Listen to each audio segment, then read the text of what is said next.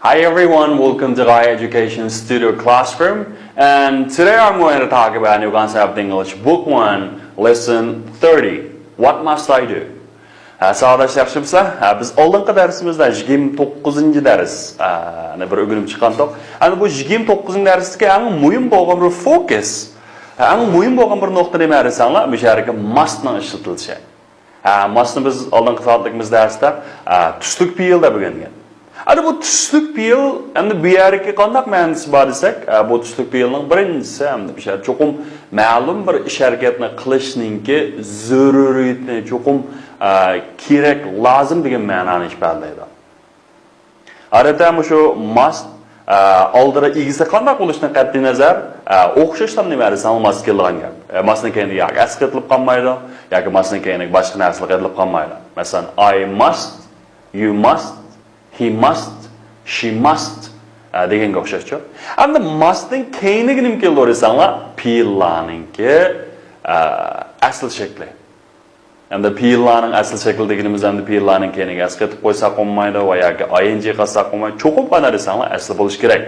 Me'ar what must I do desa, masalan, you must open the door. Endi me'ar you must opening the door deb qo'ysak to'g'ri bo'lmaydi. Shunga ham ishadiki mustni bugungi darsimizda texnik mustahkamlab puxtlab mashqlar orqali, yangi so'zlar orqali buningki ma'nosini texnik ko'proq hamda qanday qilmoqchi, mashq qilmoqchi. All right, first of all, new words. Good. First one is empty.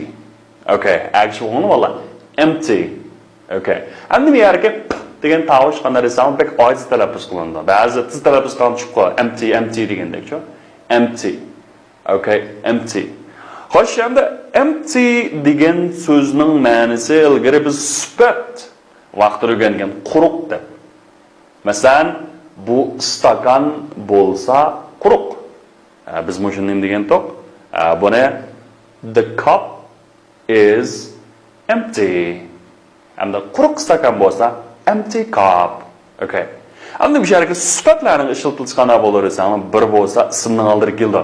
Sifat degan shu odam va shaylarning sifatlari bo'lsa, arkadaşlar. Bu yerga masalan Uyg'urchada o'xshash ismlarning oldiga masalan o'ruq odam, semiz odam deganga o'xshash hamda bu yerga empty cup. Birga BPLning keyinda keldi, yana bir simarsan ismlarning oldiga keldi. Demak, the cup is empty, yoki nima desanlar, empty cup, empty cup. Okay, hamda bu yerga empty bo'lsa narsalar peel bo'ladi bu yerda. Peel. Bu nima desanlar quruq dumaq. Quruq dumaq. Endi bu jumla qarab boqaylik. Empty the basket. Okay. The basket. Basket deganimiz sifat degan gap. Bu buyruq jumla uchun ama empty the basket bo'lsa, sifatni quruqdan degan gap. Xo'sh, hamsa buni biz oldingi soatlik darsimizda mustni o'rgangan uchun ama mustni ishlatib siz masalan sifatni quruq dishimiz kerak. Sifatni quruq dishimiz lozim. Shuni qanday ifodalaymiz? Dabanglar. Qanday ifodalaymiz? Dabanglar. Siz deganda nima deymiz? You kerak lozim, must. Okay, quruqlash, empty. You must empty the basket. You must empty the basket. Okay. Ama sen majumla qaraylik. The cup is full. Empty it, please. Bu stakanlıqken quruq deyutam. Yak bu biz Uyg'urcha tegami zag'irman til bo'yicha aytganda bu to'kuyutam degan gap, vallahi.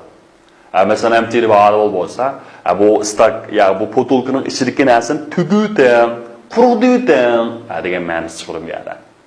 Empty the bottle, empty the basket degan gap.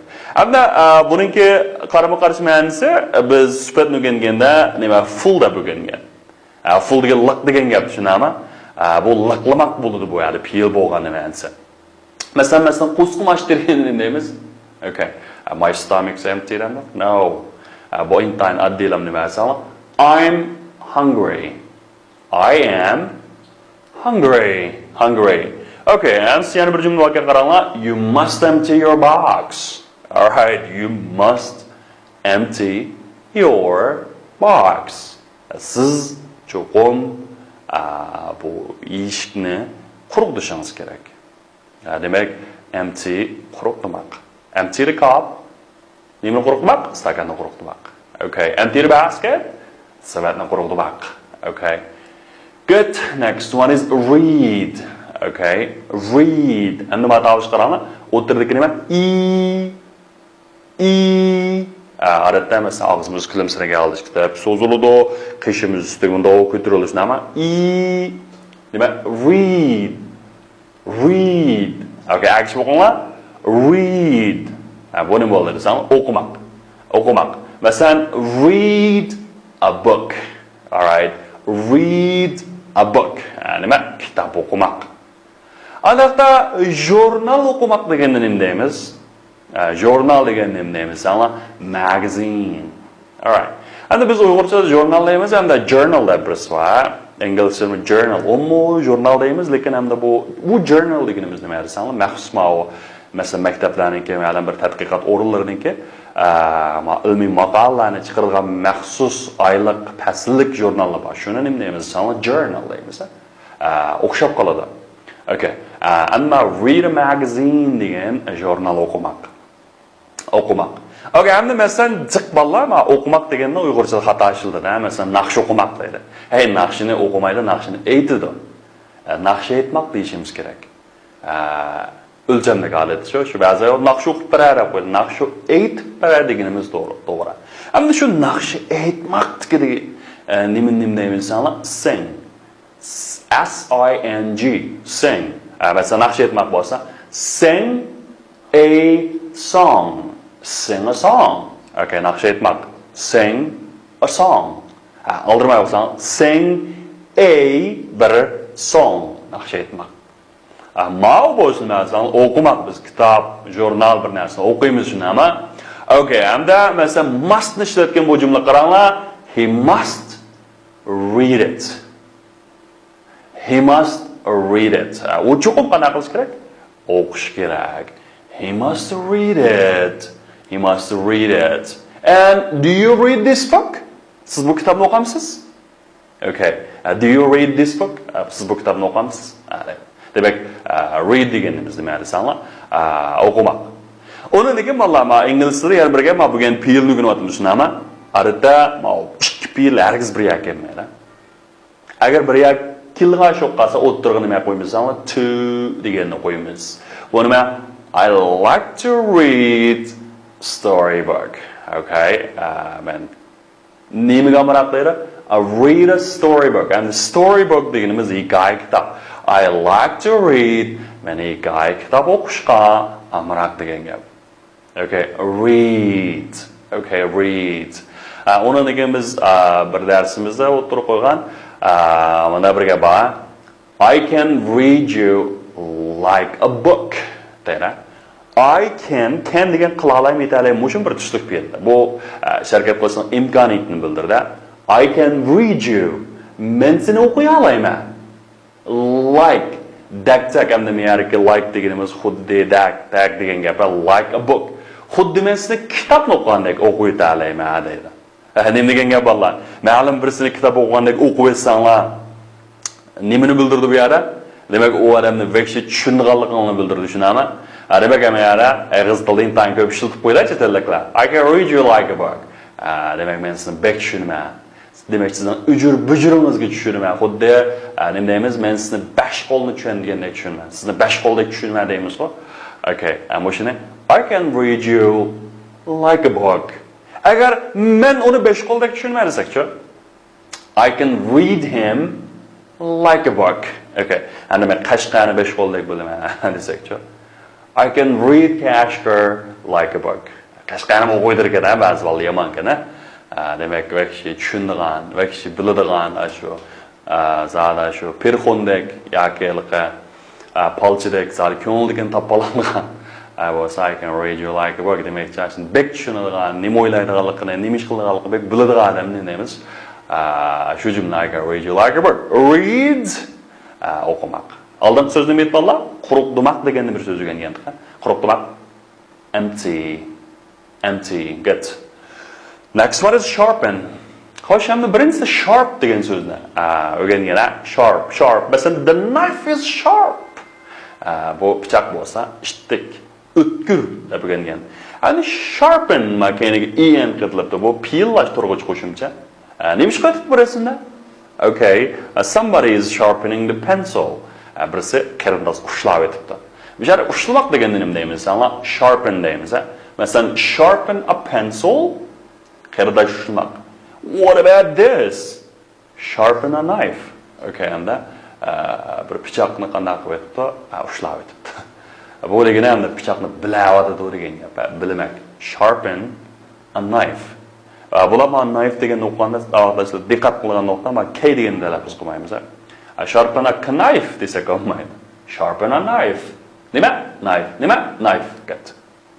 So, does she sharpen a pencil? O qarindosh time ushlamdo deydi. Yes, she does. Okay. Look, that knife is blunt. Please sharpen it. Au pichoq galop qopdi. Qana qilam? Ushlayotgan degan nima deymiz? Please sharpen it. Hamda mishalik blunt degan sifat olib keldi. Sharpen deganimiz nima? Peel. Agar buni special qilchi, sharp. Sharp? Sharp. Okay. Masalan, that boy is very sharp. Bala vahshiy o'tkir desak hamda kallasini o'tkirligini keldi. Uyg'urchadan bog'u hamda. Good, next one is put on. Put on. Put on. Take off. Good, hamda put degan qo'ymoqda on degan ustiga. Agar sizlar bir narsani ustiga qo'ysanglar, bu nima bo'ldi desanglar, kelgan bo'ldi. Masalan, biz kiyim kechagini qanaqa qilamiz? Badanimizning ustiga qo'yib qo'yamiz. Bu biz uyg'ur tilidagi kiymak degan gap. Demak, put on. Ana take off degancha, men off degan ayirmoq degan gap. Take degan ilib ayirib ketish vosini narsangiz sanmoq. Masalan, put on your shoes. Oyog'ingizni kiying. Put on your hat. Shlapangizni kiying. Take off your what? Take off your hat bo'lsa, shlapangizni saveting degan gap. Bu odatda yana nima ishlatgan bo'lsangiz, put on something yoki put something on. Ishlatgan bo'ldi. O'tirgansan bo'ldi yoki shu ishni keyiniga olsanmi bo'laveradi. For example, put on your coat. Put your coat on. Paltoringizni kiying. Yana birisi o'xshashlanma paltoringizni kiying degan gap bo'ldi. So, this hat is small, don't put it on. Okay, and bu shlapa kichik, qanaqa qilman kiyman dedi. Endi yana bir diqqat qilgan gap. Put on mushunga o'xshash so'z berikmalarining keyiniga agar it bo'lgan chog'da itni ang keyiniga qo'yishga faqat bo'lmaydi. Cho'g'im itni qanday desam, o'tirganimiz mishalik olmashlab qolib qolsa, masalan, put on it demaymiz, put it on. Take off it demaymiz, take it off. Agar ism asl shakli bo'lib qolsa bo'lardi, lekin bu shariki almashlar, ya'ni it, them deganga o'xshash. Put them on, hargiz put on them demaymiz. Og'zimizga kelmaydi-ku bu. Grammatik jihatdan bir kichik nuqta, diqqat qilib oling. Take off something, take something off. Okay? This pantry is cold. Don't put your coat off. Bu uy sovuq. Paltoringizni solmang deydi. Don't take your coat off. Sorry, men xato o'qibdi. Don't take your coat off. Cho'qim nima? Take off deyishimiz kerak qoldi nimaga? Don't take your coat off. And then deyishimiz kerak. You must put on your coat. Okay. So next, what is turn on and turn off? Okay. O'xshashdan nima desam, turn degan ma'noda cho'gilmaga bolalar. On degan ustiga. Demak, ma'lum narsani turn on qilgan bo'lsanglar, qo'zg'atmoq bo'ladi, yoqmoq bo'ladi. Masalan, turn on the light. Chiroqni yoqmoq. Turn on the TV. Televizorni qo'ymoq. Turn on, turn off bo'lsa, etmak degan gap. Okay. Masalan, please turn on the radio. Radioni qanaqa qiling, echivitam. Demak, radioni qo'ying degan gap bo'ldi. And turn off the radio bo'lsa, radioni o'chiruvting degan gap bo'ldi. And turn on your stereo. And the stereo deganimiz bichariga ovoz yangiratgan deymiz stereo. Turn on your stereo. Yoki turn off your stereo. Don't turn off that TV. bu televizorni qanday qilmoq? O'chirmoq. O'xshashdan ham bu yerga turn on, turn off ning o'ttirga bir narsa qo'ysak bo'ladi. Masalan, turn on the TV, yana bir shaklni bersam, turn the TV off. yoki turn the TV on deganga o'xshasha. So, could you please turn up the car radio? Okay. Ana bu yerga could you please degan texmi vaqti spy etishama bo'ldi. Siz bir hapolmaymi shu mashinaning radiosini bir o'chirib o'tamsiz degan gap bo'ldi. Could you please turn up the radio? Turn up the radio. Good. So let's look at written exercise and the yozish mashq qaraylik bollar. Endi bu darsning yozish mashqi ancha ko'p emas. Misharga hamda mushlarni aralashtirsanglar bo'ldi. Masalan, the cup isn't empty. Bu stakan quruq emas. Andaqda nima deymiz? Quruq deydim. Empty it. Asanmikan? Masalan, the door isn't shut. Bu itiqlik emas. Itividim deganda nima deymiz? Just shut it. Okay, shut it. Okay. Onun degananda nima deysan? The window isn't clean. Clean it. Tozlang. The door isn't open. Open it. Deganga o'xshashcha. Hamda makina qarasak put on. Masalan, put on your coat. Put your coat on. Ishqil deyishga bo'ladi-ku. Put on your coat. yoki put your coat on. Turn on bo'lsa, turn on the tap. Turn the tap on. And then we have tap deganimiz jumak degan gap. Jumakni iching, jumakni iting degan gap. Qaranglar bolalar, you must. And then we have you must siz manda qilsangiz kerak. Masalan, you must empty the case. Siz cho'qim endi bu chamadonni quruqda yuting. You must turn on the radio. Radioni qanday qo'ying, o'chirib yuting. You must sharpen these pencils. And this is bu darsni qanday qo'ying? Shu ushlayotgan bu qarindoshlarni ushlayotgan deydi. Demak, endi ma'no nima desam, bir you must degandan ishlatilsa bo'ladi. Xo'sh, mana tutashtirib qo'yinglar qani. Masalan, shart bo'lgan bo'lsa, nimani shart qilsak bo'ladi? Like table, floor, book, window, door, shoes. Endi bu yer mishar shart deganda ishlatishga bo'ladigan window bilan nima ekan? Door ekan. Qaysini tanlaymiz? Qaysisi bo'ladi? Okay. Shut the door and open the window. Ishni taqab, derizani ichishmi? Okay, endi dust bo'lgan bo'lsa, chang to'zanni surtmakda, shunami? Endi buni nima deysan? Dust the table and o'qimak. Read the book and then nima deysan? Clean the shoes, tozalamak. Sweep the floor. Qanday qilish? Ya'ni qanday qilmoq desanglar, supermak. Sweep the floor. Xo'sh, hamsa mana bugungi darsimizmi asosan oxirlashay debdi. Endi bugungi darsga muhim bo'lgan narsa yana shu must. Mustdan keyin feelning asl shakli keldi. Feel degan nima edi? Naq shu sharkat shu.